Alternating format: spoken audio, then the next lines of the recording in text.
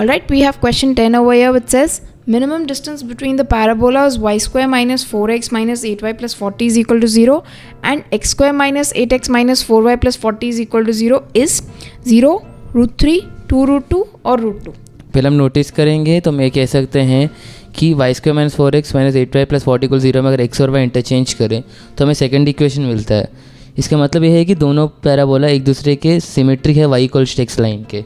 अच्छा, तो अगर मैं फर्स्ट इक्वेशन या फिर सेकंड इक्वेशन में x y की जगह लगाती हूँ और y x की जगह लगाती हूँ तो मेरा दूसरा वाला पैराबोला का इक्वेशन आएगा. हाँ, इसके कहने का मतलब है कि वो दोनों सिमेट्रिक है एक दूसरे से y equals to x line के. Okay, alright. इस प्रकार जैसे कि अगर ये पैराबोला है तो ये y equals to x line है. ओके, फर्स्ट पैराबोला है, सेकंड पैराबोला है. ओके. अभी क्वेश्चन में कहा है कि हमको मिनिमम डिस्टेंस निकालना है पैराबोलास के बीच में. तो ये 0 हो सकता है अगर ये दोनों इंटरसेक्ट करें, और इंटरसेक्ट कर रहे हैं माना वो x equal to y line पे ही होंगे क्योंकि वो दोनों सिमेट्रिक हैं.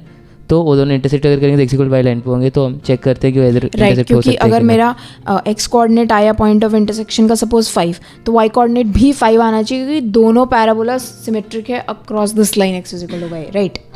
तो हम चेक करते हैं कि वो इंटरसेक्ट कर रहा है कि नहीं. हमने y को x लगा दिया फर्स्ट इक्वेशन में, सब्स्टिट्यूट किए हैं y equal to x first equation में. इसका डेल्टा लेस देन 0 है. इसका मतलब है नो रियल रूट्स, माना वो y equal to x line पे इंटरसेक्ट नहीं करते. ओके, तो हमने y इक्वल टू x लगाने के बाद देखा कि वो जो इक्वेशन है quadratic equation in terms of x उसकी कोई रियल सोल्यूशन नहीं आ रही है. इसका मतलब वो इंटरसेक्ट नहीं करते हैं एक दूसरे को, ना कि इंटरसेक्ट करते हैं x is equal to y line को. ठीक है, तो इंटरसेक्टिंग वाला केस नहीं है. इसका मतलब कोई मिनिमम डिस्टेंस है उनके बीच में और हमें वो फाइंड करना है. तो हम कैसे करेंगे, मतलब उसका फिर क्या होगा. या तो हम ये कह सकते हैं कि सपोज़ कोई एक पॉइंट है हमारे पैराबोला फर्स्ट पैराबोला पे और कोई एक रैंडम पॉइंट है सेकंड पैराबोला पे.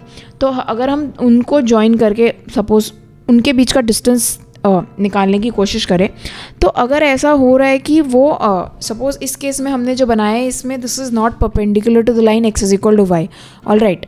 तो ऑब्वियसली आपको दिख रहा है, आपको पता है कि हाइपोटेन्यूज का जो डिस्टेंस होता है उसकी जो लेंथ होती है that is more than any of the sides.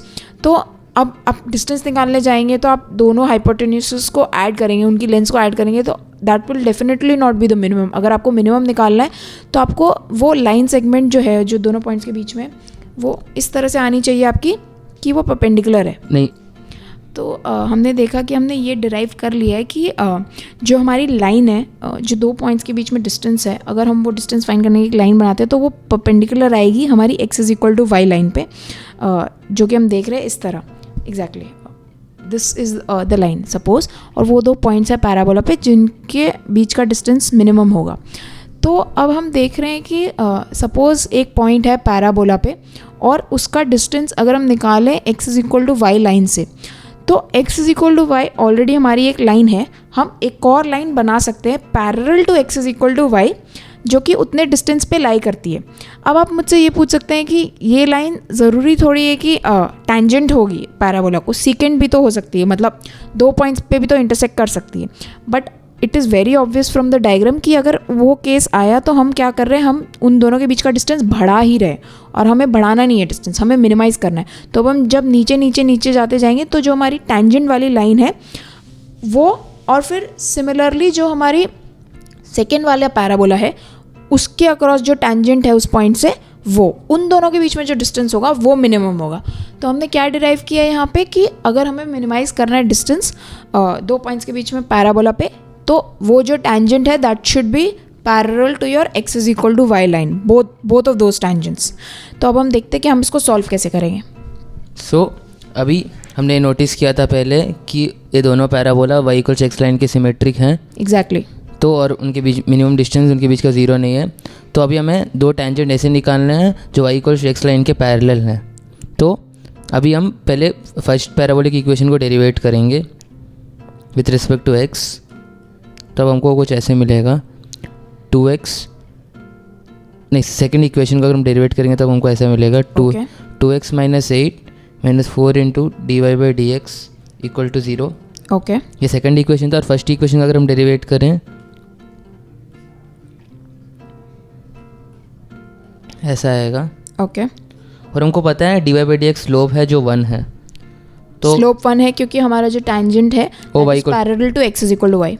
हाँ, तो Y D Y plus D X को 1 सब्स्टिट्यूट करेंगे तो ये सेकंड पैराबोला है, तो सेकंड पैराबोला को हमको मिला x इक्वल टू 6। ओके, ये हमने फर्स्ट इक्वेशन से निकाला है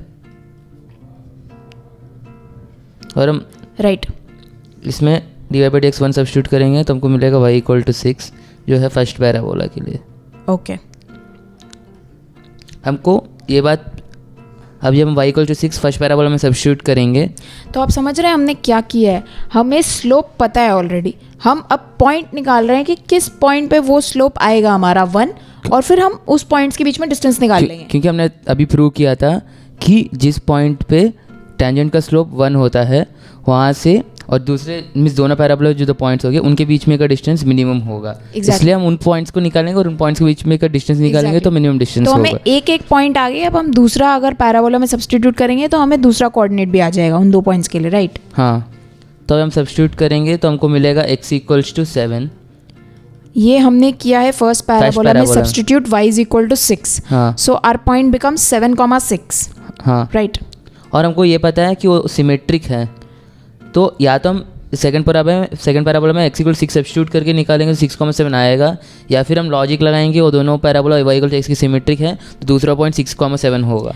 देखिए हमने कितना सही ट्रिक यहाँ पे अपनाया है कि हमें ऑलरेडी पता है सिमेट्री एग्जिस्ट करती है, तो एक पॉइंट निकाल लिया 7,6, तो ऑब्वियसली और सेकंड पॉइंट विल बी 6,7। फिर भी हम आपको दिखाते हैं कि वो राइट, बट एग्जाम में आपको अगर ऐसा कुछ दिख रहा है तो आप डायरेक्टली अप्लाई कर सकते हैं वो। तो अभी हम सब्स्टिट्यूट करके आपको दिखा रहे हैं।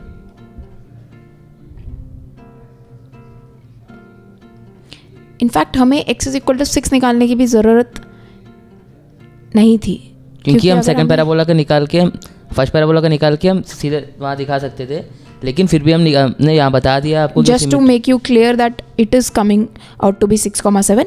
बट अगर आप एक निकाल लेते हैं 7,6 तो it is obvious from symmetry कि the other one will be 6,7। So 2 point हैं 7,6 और 6,7। राइट, इनके बीच का डिस्टेंस निकालना बहुत ज़्यादा ईजी है। तो अभी हम आपको दिखाते हैं कि डिस्टेंस फॉर्मूला अप्लाई करके हम डिस्टेंस निकालेंगे d which is equal to और दूसरा 6 - 7 का होल स्क्वायर विच इज़ 1 + 1 का under root which is √2। So the minimum distance between the parabola is √2। तो इसमें सबसे इंपॉर्टेंट कॉन्सेप्ट ये था कि सबसे पहले तो आपको ये नोटिस करना था कि सिमेट्री एग्जिस्ट करती है, वो तो आपको ऑब्जर्वेशन से आएगा। और दूसरी चीज़ हमने ये देखी कि अगर हमें मिनिमम डिस्टेंस निकालना है तो सिमेट्री की जो लाइन थी वो x is equal to y थी। हाँ। तो जो 2 टेंजेंट्स आएंगे वो पैरेलल होंगे हमारी x is equal to y line पे।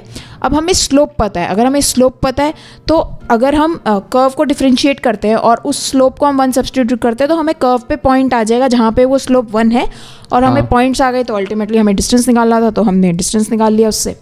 All right, so that was question number 10।